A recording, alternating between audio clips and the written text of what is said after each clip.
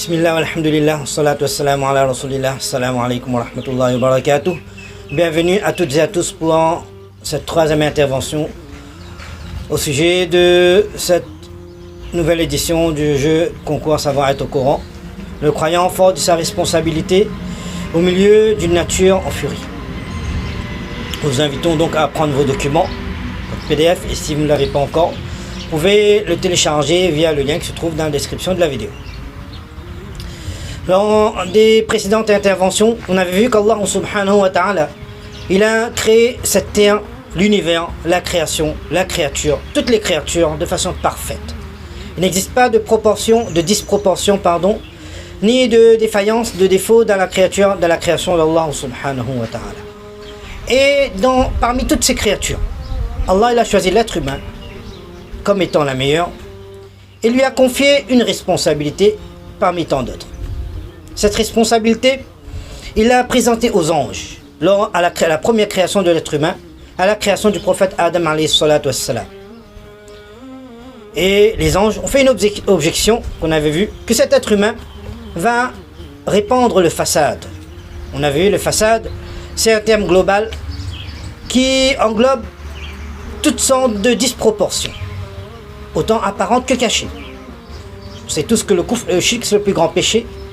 Mais ce fasad-là ne renferme pas que le shirk, mais aussi une mauvaise gestion et une destruction et une intervention inappropriée dans la création d'Allah subhanahu wa ta'ala.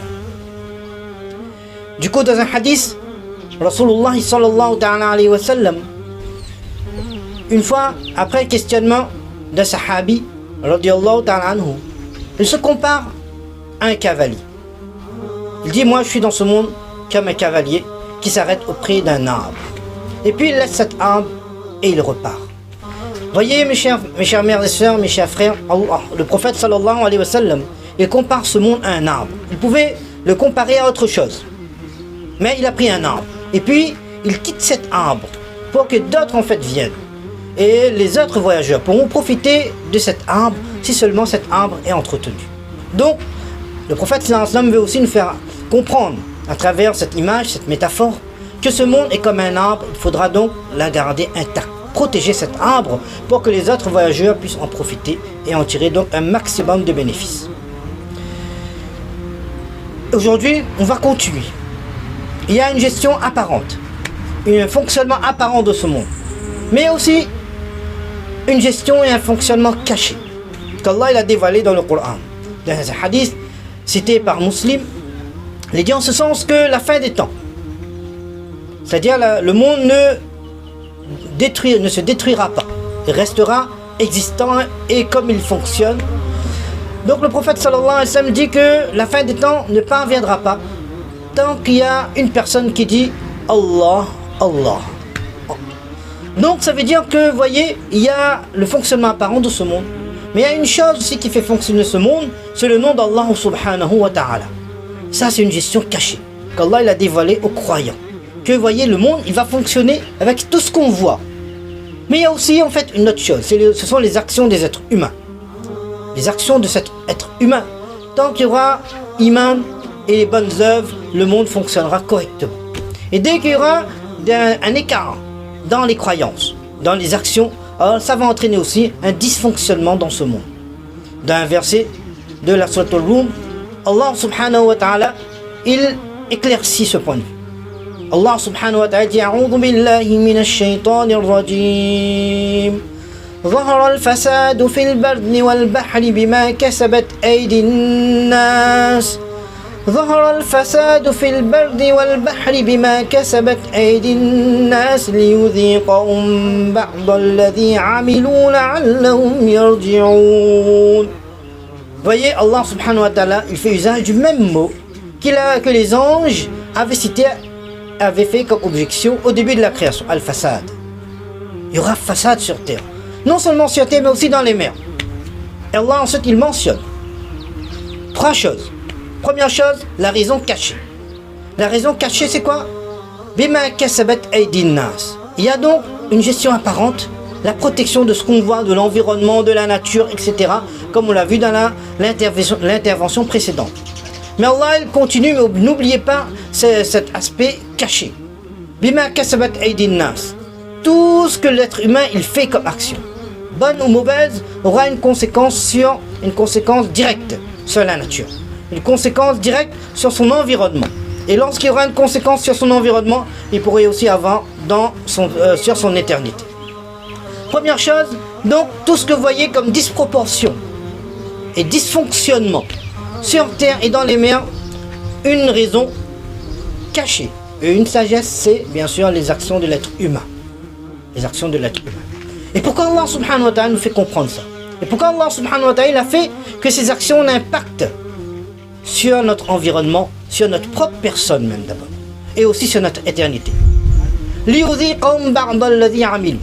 Pour un objectif, pour nous faire comprendre une réalité, que les actions de l'être humain ont des conséquences, bonnes ou mauvaises.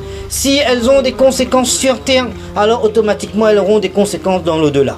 Si l'être humain, ses mauvaises actions entraînent des disproportions sur terre, un dysfonctionnement sur terre, un mal-être dans sa personne, un environnement désagréable, alors ces mêmes mauvaises actions et ces mêmes mauvaises croyances auront des conséquences dans l'au-delà, une vie éternelle désagréable, des difficultés dans l'au-delà. Pourquoi? Quelle est la finalité de cette prise de conscience? La'allahum yarji'un, pour que vous preniez conscience qu'aujourd'hui vous êtes sur terre, mais demain vous aurez à vous présenter devant Allah subhanahu wa ta'ala. Il y aura un retour auprès du Seigneur pour les comptes, auprès d'Allah subhanahu wa ta'ala. Après ce retour, il n'y aura plus de retour sur terre. Allah va nous faire comprendre. Voyez que ce monde fonctionne avec une apparence, un entourage, un environnement, des choses qu'on voit, mais aussi ce monde fonctionne avec donc les actions de l'être humain, les actions cachées, les croyances de l'être humain. Et oui, les croyances, mes chers frères. Les croyances de l'être humain, les bonnes et les mauvaises croyances, et particulièrement les mauvaises croyances, les égarements ont un impact sur la vie de l'être humain sur terre et aussi donc sur son environnement. D'ailleurs, dans la sourate Al-Kahf, cette sourate connue comme étant la sourate qui annonce les difficultés, les épreuves de la fin des temps, et surtout la préparation des épreuves de la fin des temps.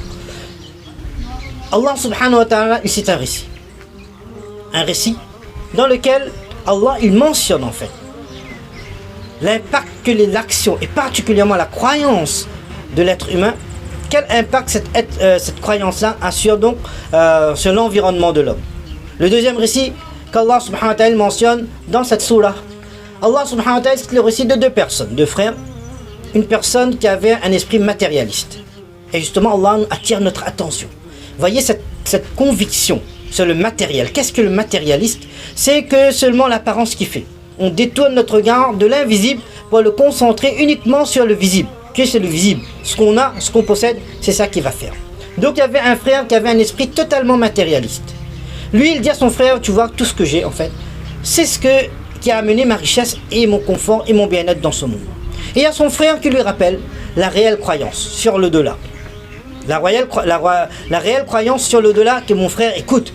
Si Allah subhanahu wa ta'ala t'a donné, c'est uniquement par sa faveur. Pourquoi lorsque tu entres dans ta propriété, tu ne dis pas Masha'Allah, la quwwata illa billah, que tout ce que j'ai en fait, c'est par la puissance d'Allah et Allah il accorde à qui il le veut.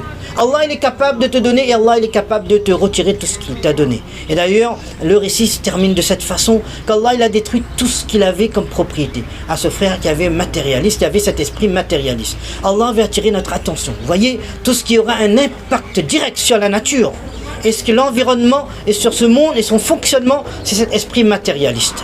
Cet esprit, cette conviction que j'ai, donc je suis. Je possède, donc c'est moi qui contrôle. Donc, et c'est cette apparence qui va faire de moi de quelqu'un. Allah dit non. C'est ta croyance vis-à-vis d'Allah subhanahu wa ta'ala sur l'au-delà qui va faire de toi quelqu'un de bien, qui va garder cet environnement, cette création d'Allah subhanahu wa ta'ala intacte. Et Allah subhanahu wa ta'ala termine ce récit par nous montrer comment éliminer cet esprit matérialiste, c'est penser à l'au-delà. Pensez au compte auprès d'Allah subhanahu wa ta'ala. Et